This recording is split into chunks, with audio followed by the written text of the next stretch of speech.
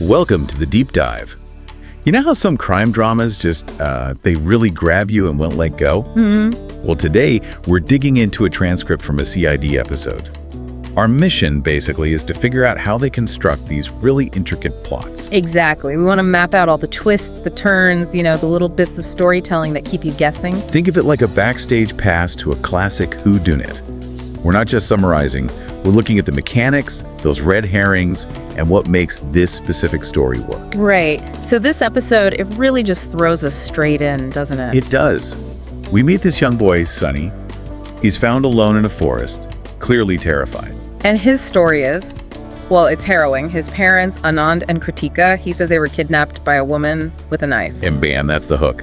From there, it's just this cascade of suspects, confusion, some really shocking reveals. You've probably seen crime dramas, yeah. But this one, it really likes to mess with your expectations, right up to the end. Okay, so let's unpack that initial mystery. Sonny's distress, the missing parents. What stands out first? Well, it's Sonny himself, isn't it? Alone, scared. His claim about the abduction near Green Park Road after a car crash, and specifically that woman with a knife.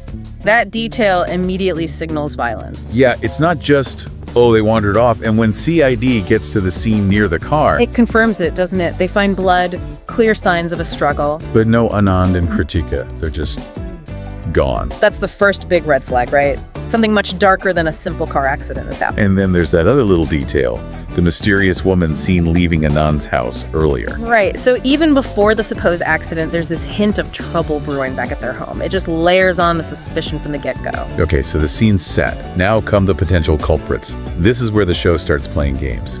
First up, Preeti. Ah, yes, Preeti. She's arguing with her boyfriend, Anuj. She has this very brief interaction with Sonny. And for a second you think, wait, is it her? Classic red herring, isn't it? Throwing suspicion on minor characters. It plays on our need for quick answers. We suspect anyone nearby. Then there's Rakesh, the neighbor. Anand's neighbor. Right. And he seems very concerned, maybe a little too concerned. Exactly. That helpful neighbor trope. Is he just a witness? Or something more? You immediately start wondering. Yeah, in these stories, the overly helpful ones often need a closer look. Sometimes it's genuine, sometimes it's, well, a cover, or a way to stay close to the investigation. And then back at Anand's house, they find physical evidence that seems to line up perfectly with Sonny's story. The cut shroud, the mattress, and crucially, a knife. It paints this picture of a planned, violent abduction, right? Seems to confirm what Sonny said he saw. Yeah, those details are planted to make us believe the kidnapping by knife story. The cut shroud implies, getting rid of bodies. Very sinister. Makes Sonny's account seem totally solid. But then a piece of bloody clothing is found, and they get a sketch made. Ah, the sketch. That's a turning point. Definitely. It shifts focus. Yeah. Now they're looking for a woman with long hair and this very specific detail. A star-shaped mark on her hand. That visual is key. It moves from vague ideas to a concrete target for the investigators and for us watching. It channels all that suspicion towards one image. Which leads them directly to Shruti, Anuj's roommate. Okay, so there's a connection back to that first couple, Preeti and Anuj, however loose. And when they show Sonny the sketch, he tentatively identifies her. That tentatively is interesting. It is, yeah. It's not a definite, yes, that's her, which feels realistic for a traumatized kid, right? But it's enough. It's enough for CID to bring Shruti in. And Shruti naturally denies everything. Says she doesn't know Sonny, doesn't know his parents, claims she was home all night. The standard denial makes you immediately think, okay, let's look closer at her story. Right, and the evidence starts stacking up against her pretty quickly. Witnesses saw her near Nan's house that night. She fits the physical description, the long hair. And there's talk of a possible injury, plus that star tattoo on her hand. That's hard to ignore. That tattoo is pretty damning, isn't it? The eyewitness, the description, the tattoo. It's building a strong case. Even her roommate confirmed she saw Shruti coming home late that night. So much for the alibi. It's looking really bad for Shruti at this point. And then the forensic team drops the bombshell. The fingerprints. Yep. Shruti's fingerprints are on the knife found in Anand's house. Wow. Okay, so you're thinking case closed, fingerprints on the weapon, eyewitnesses. Yeah.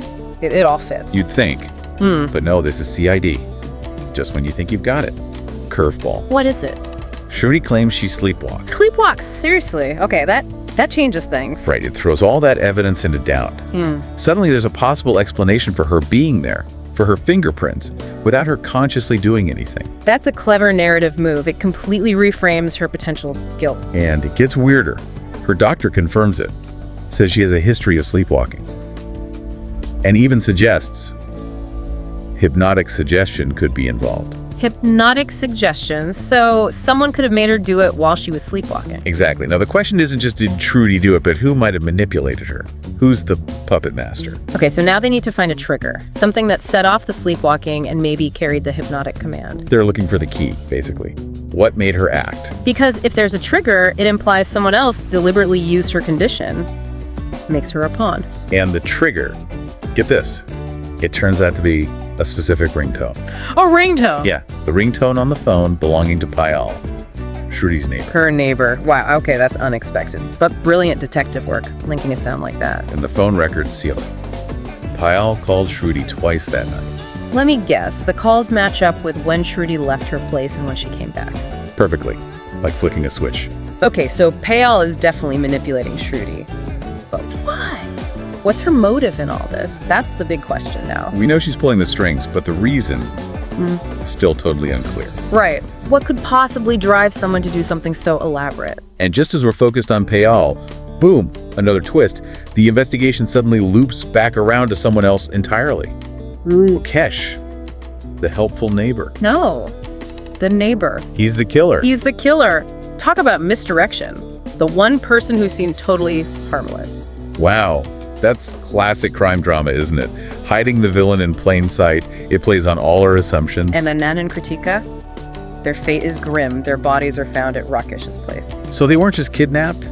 No.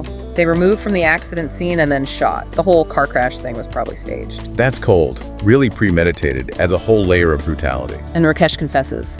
Finally, we get the motive. Okay, let's hear it. Why did he do it? He admits he used Payal to hypnotize Shruti, specifically to frame her for the murders of Nan and Kritika. Okay, but why kill them in the first place?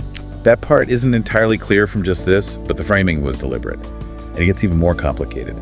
He also kills someone else later, Ramu. Ramu, why him? Because Ramu apparently discovered an even crazier part of Rakesh's plan, something involving a lookalike. A lookalike? Of who? Shruti. Exactly. This is where it goes off the rails.